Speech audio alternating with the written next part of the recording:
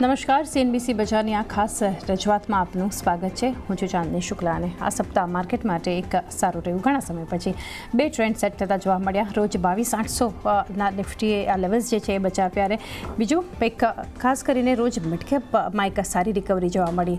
આ ઉપરાંત જોવા જઈએ તો ટ્રમ્પ ટેરિફ ટેરર કે ટ્રમ્પ કહો તો એ આપણને જોવા મળ્યું. એફઆઈઝની વેચવાલી તો ડીઆઈઝની સતત ખરીદારી, આ બધા ફેક્ટર્સ ધ્યાનમાં રાખી અને વીકલી ટોપિક્સ આપણી ખાસ રજૂઆત છે કે આ સપ્તાહના પરફોર્મન્સ પરથી કયા સ્ટોક્સ હવે આવનારા સમય માટે તમારે ફોકસમાં રાખવા જોઈએ એના પર ચર્ચા કરીશું. રેકમેન્ડેશન્સ જાણીશું આપણા એક્સપર્ટ્સ પાસેથી. આપણી સાથે જોડાઈ રહ્યા છે એસએસજે ફિનાન્સના વિરલ છેડા અને સાથે જ મિરાઈ અસેટ શેરખાનના સોમિલ મહેતા. વિરલ અને સોમિલ, આપ બંનેનું સ્વાગત છે અને સાથે જ આપણી સાથે જોડાઈ રહ્યા છે એચડીએફસી સિક્યુરિટીઝના સીએમટી સિનિયર ટેકનિકલ અને ડેરિવેટિવ એનાલિસ્ટ વિનય રાજાની પર.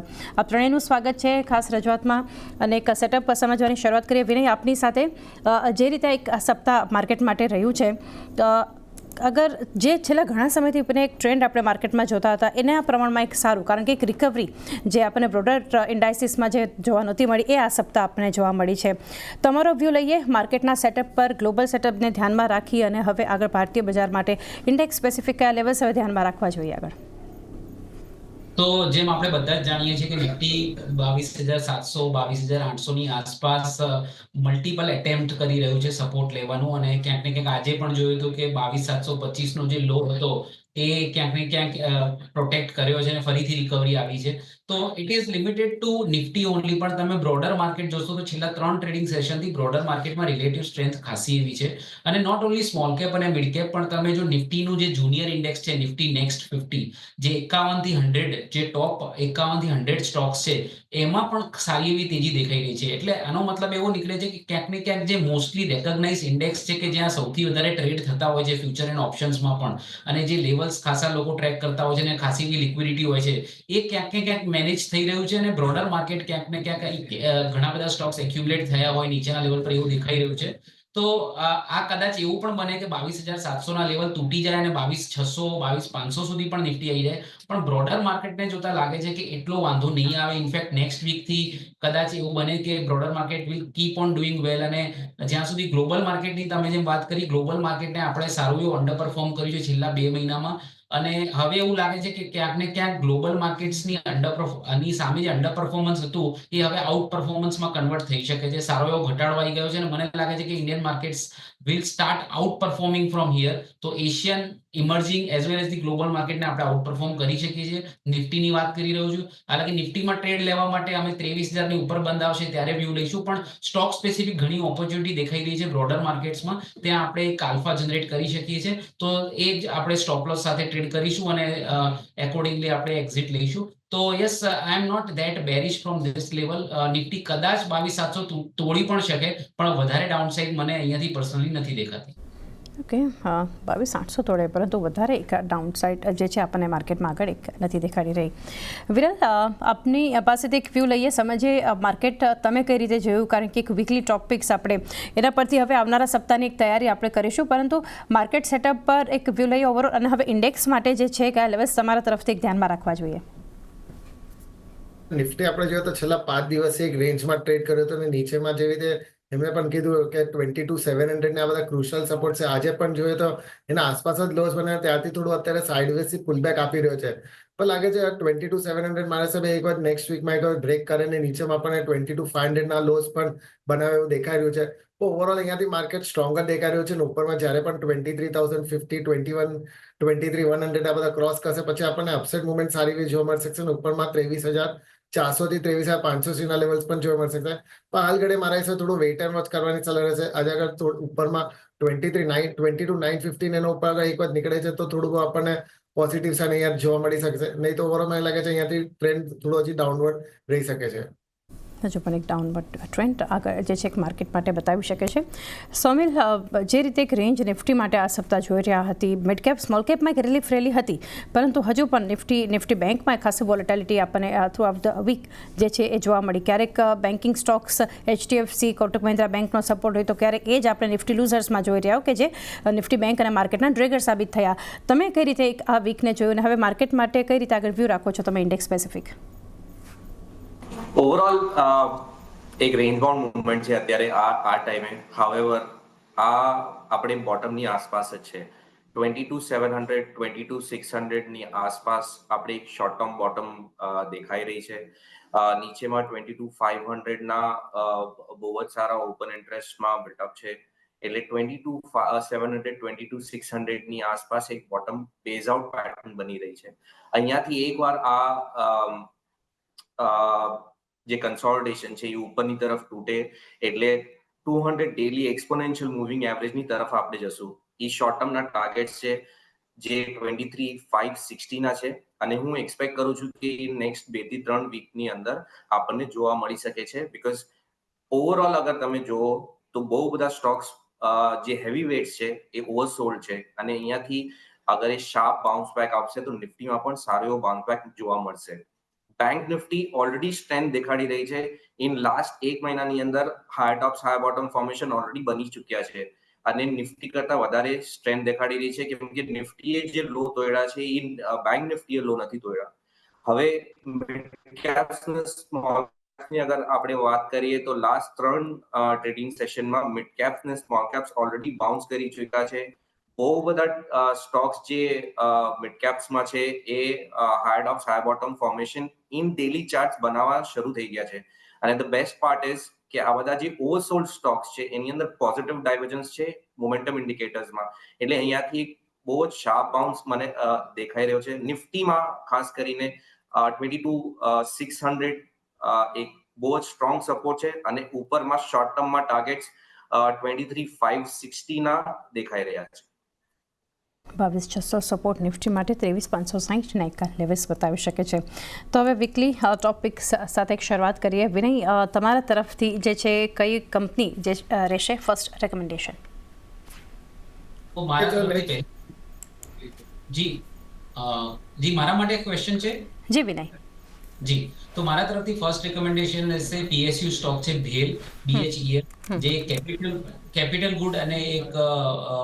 ગુડ્સ અને એક પાવર સેક્ટરથી બિલોંગ કરતો સ્ટોક કહી શકાય. તો સારું એવું કરેક્શન આ સ્ટોકમાં ઉપરના લેવલથી આવી ગયું છે અને હવે એવું લાગે છે કે ખાસું ઓવરસોલ્ડ થયા પછી પોઝિટિવ ડાયવર્જન્સ દેખાઈ રહ્યા છે. છેલ્લા દિવસોમાં આપણે એ પણ જોયું કે આ કંપનીને એક સારા એવા ઓર્ડર્સ પણ મળી રહ્યા છે. તો એક ઓવરસોલ્ડ ટેરિટરીમાંથી બહાર આવીને એક સારી કંપનીમાં એક બાઉન્સ બેકની એક એક્સપેક્ટેશન્સ છે અને છેલ્લા 2 દિવસથી સારું પરફોર્મ પણ કર્યું છે. તો મને લાગે છે ભેલમાં તમે એક્યુમ્યુલેટ કરી શકો છો. તો ભેલ એ 198 ની આસપાસ તમે લોંગ કરો. સ્ટોપ લોસ હું અહીંયા પોઝિશનલી એક વીક માટે 182 નો રેકમેન્ડ કરીશ અને અપસાઇડમાં મને લાગે છે કે 213.50 ના ટાર્ગેટ તમે જોઈ શકો છો. તો મારી પહેલી પસંદગી રહેશે ભેલ. પીએસયુ સ્ટોક્સ છે power and capital goods. Stop loss 182, target 213.50. Okay, તો સૌથી પહેલાં જે રેકમેન્ડેશન છે અહીંયાથી વિનય તરફથી BHELનું કાઉન્ટર ભેલ પર છે 182 જે છે કે તમારે સપોર્ટ લેવલ સ્ટોપ લોસ ધ્યાનમાં રાખવાનું છે અને 213.50 ના ટાર્ગેટ જે છે એક આવનારા સમયમાં આ કાઉન્ટર તમને બતાવી શકે છે.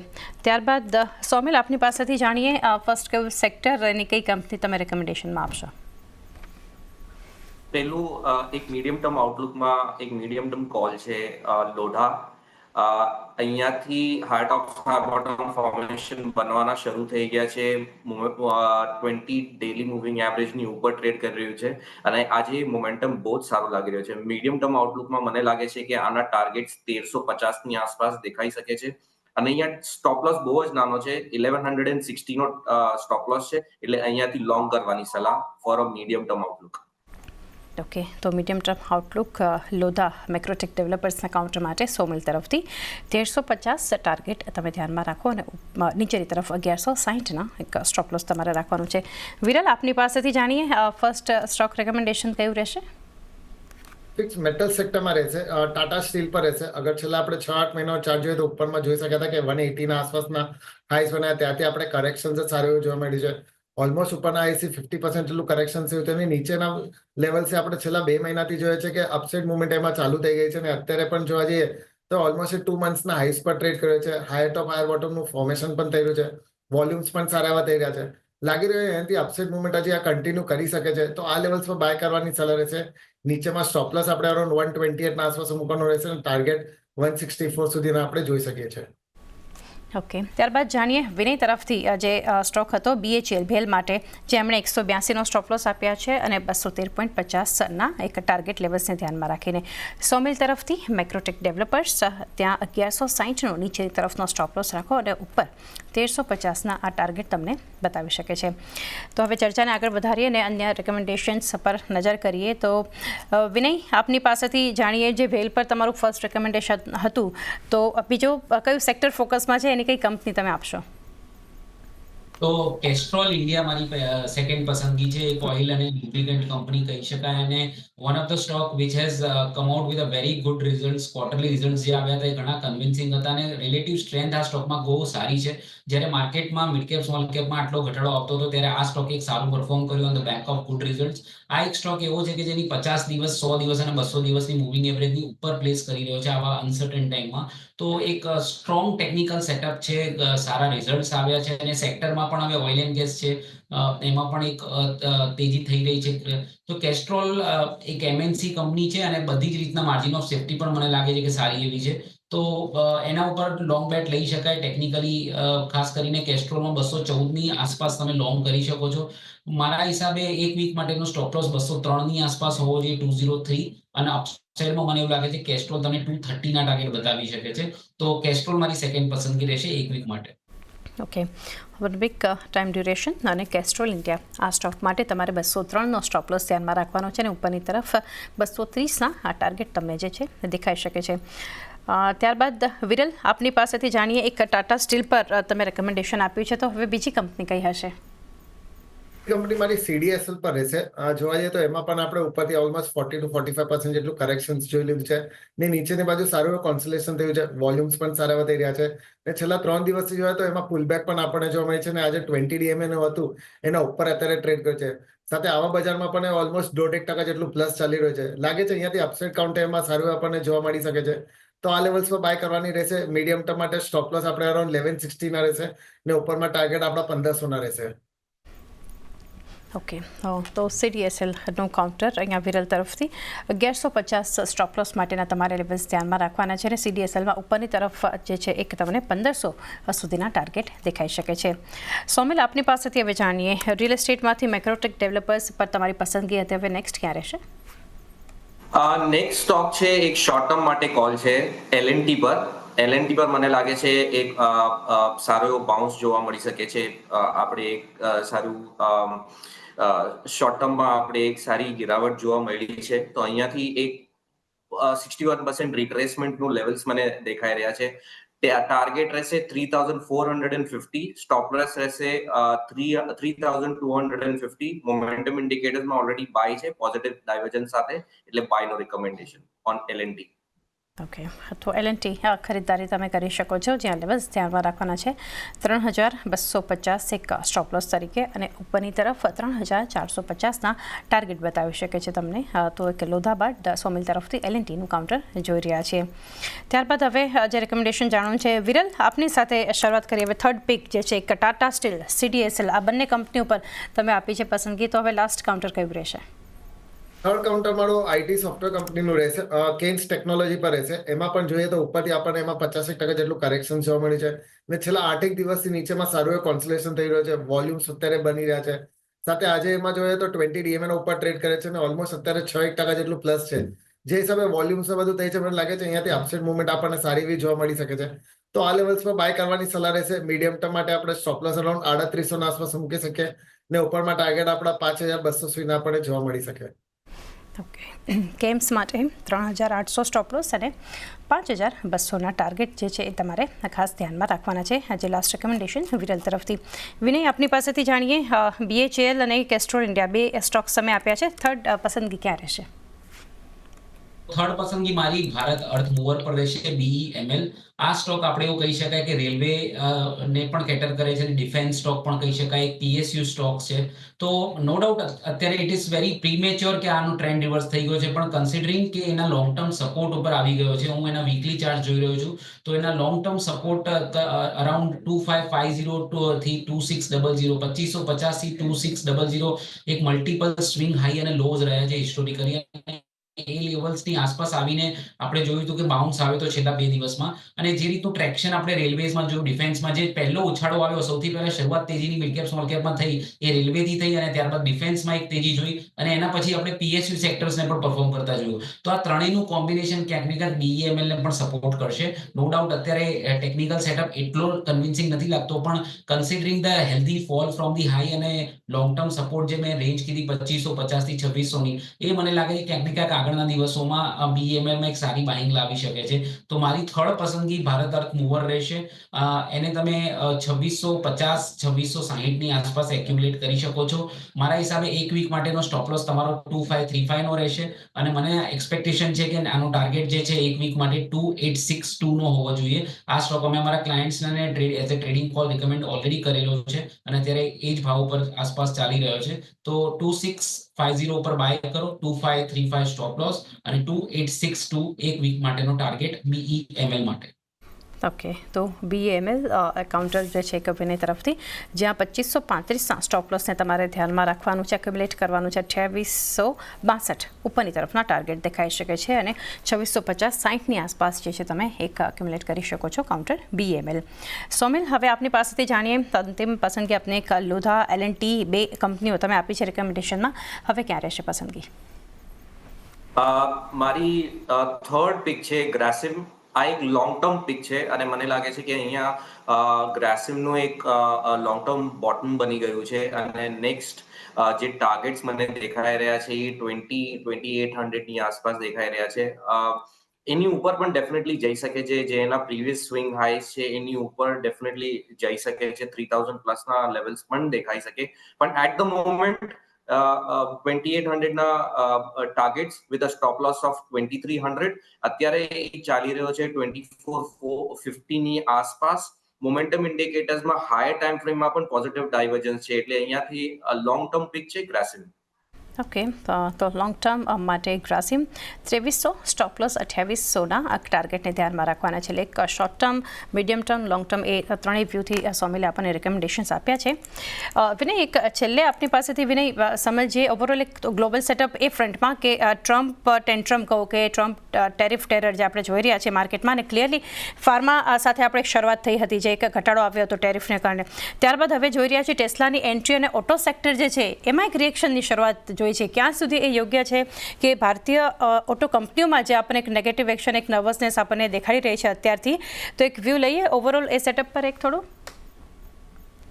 ફાર્મા અને ઓટો આ બંને સેક્ટરમાં સારી એવી તેજી થઈ હતી, અને આજે ન્યૂઝ અને જે વાતો આવી અને એના બધી હજુ કન્ફર્મ ન્યૂઝ નથી, પણ જ્યારે પણ આવશે તો ડેફિનેટલી આ બધું માર્કેટ ડિસ્કાઉન્ટ કરી રહ્યું છે. અને માર્કેટમાં ઓવરઓલ જેટલી વીકનેસ રહી છે અને જે રીતના સેન્ટિમેન્ટ નેગેટિવ બન્યા છે, તો થોડુંક પણ કંઈક એક્સપેક્ટેશન નેગેટિવ સાઈડનું આવે છે તો બજાર રિએક્ટ બહુ ફાસ્ટ કરે છે નેગેટિવ સાઈડમાં.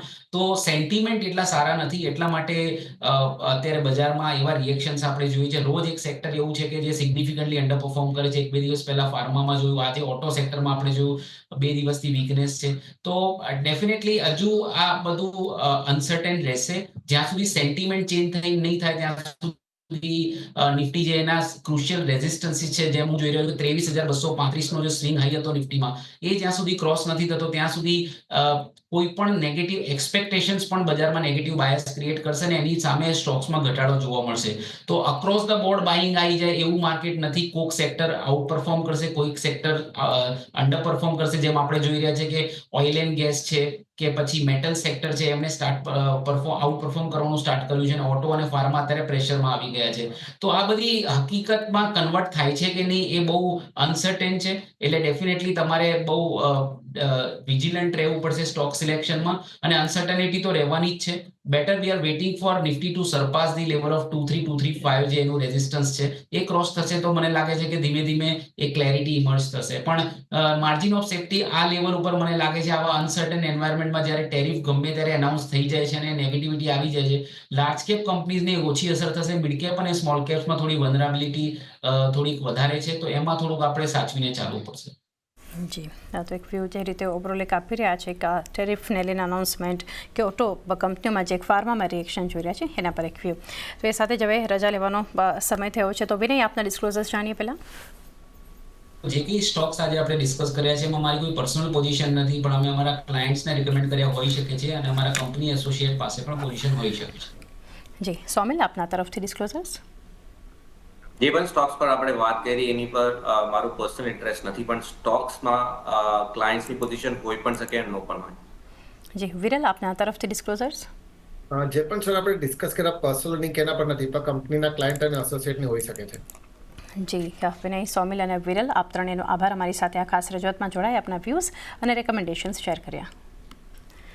તો એ સાથે જ રજા લેતા પહેલાં રિકેપ પર નજર કરીએ. વિનય તરફથી જે સ્ટોક્સ છે, ભેલનું કાઉન્ટર સૌથી પહેલાં તો 182 સ્ટોપ લોસ 213.50ના ટાર્ગેટ, કેસ્ટ્રોલ 203 સ્ટોપ લોસ 230ના ટાર્ગેટ અને BEML માટે 2535નો સ્ટોપ લોસ રાખવો, ઉપર 2862ના લક્ષ્યાંક બતાવી શકે છે.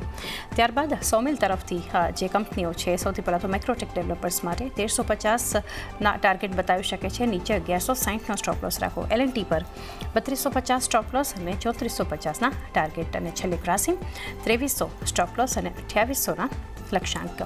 વિરલ તરફથી જે સ્ટોક્સ છે, ટાટા સ્ટીલ સૌથી પહેલાં તો 128નો સ્ટોપ લોસ 164ના ટાર્ગેટ, CDSL માટે 1150નો સ્ટોપ લોસ રાખવો અને ઉપર 1500 સુધીના ટાર્ગેટ બતાવી શકે છે અને છેલ્લે કેમ્સ માટે 3800 સ્ટોપ લોસ રાખવાનો છે અને 5200ના લક્ષ્યાંકને તમારે ધ્યાનમાં રાખવાના છે. તો એ સાથે જ સમય થયો છે આ ખાસ રજૂઆતમાં. બસ આટલું જ. મને પણ આપશો રજા. વધારે અપડેટ્સ માટે જોતા રહો CNBC બજાર.